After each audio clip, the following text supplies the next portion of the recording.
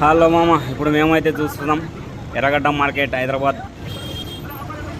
చూడండి, ఇక్కడైతే ప్రతిదైతే దొరుకుతుందన్నమాట. మీకు కావాల్సినది బట్టలు కానీ, పాతకాలపు వస్తువులు కానీ, పనిముట్లు కానీ, మీకు కావాల్సిన ప్రతి ఇంటికి వాడుకోవడానికి ఏదైనా ఒక ఫోన్తో సహా ల్యాప్టాప్ ఇంక్లూడ్ ఎవ్రీథింగ్, బట్టలు, బెడ్షీట్లు ప్రతిదీ దొరుకుతున్నాయి. అయితే మన వాళ్ళు అయితే గంట సేపటి నుంచి తిరుగుతున్నారు, ఒక్కటి కూడా తీసుకోవట్లేదండి.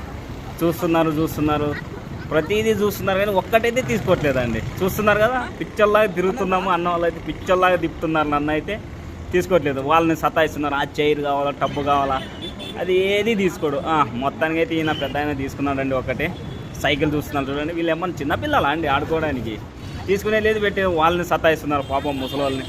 వాళ్ళకి అప్పటికే వ్యాపారం కాక విసుగు వచ్చిందంటే వీళ్ళు సతాయిచ్చి ఏదో ఒకటి కొంటున్నారు. మొత్తానికైతే కొన్నారు.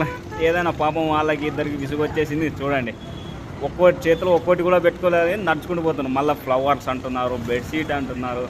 తీసుకుంటున్నారో లేదో తెలియదు కానీ సావ దొప్పుతున్నారండి. తిరిగి అలసిపోయినామన్నమాట. ముగ్గురైతే భలే తిరిగినాము. అది బట్టలు గిట్టలు అన్నీ తక్కువ ప్రైస్లోనే ఉంటాయండి. ఇక్కడ బెస్ట్గానే ఉంటుంది. బెల్ట్ అన్నీ చూస్తున్నారు కదా మీరే. చూడండి, ఎవరికైనా తెలిసి ఉంటే కామెంట్ చేయండి. పైన మనకు కావాల్సిన డ్రిల్లింగ్ మిషన్లు కానీ ప్రతిదీ, డంబల్స్ ఎక్సర్సైజ్ చేసుకోవడానికి. మొత్తానికైతే ఈ మనిషి అయితే ఇవి తీసుకున్నారండి.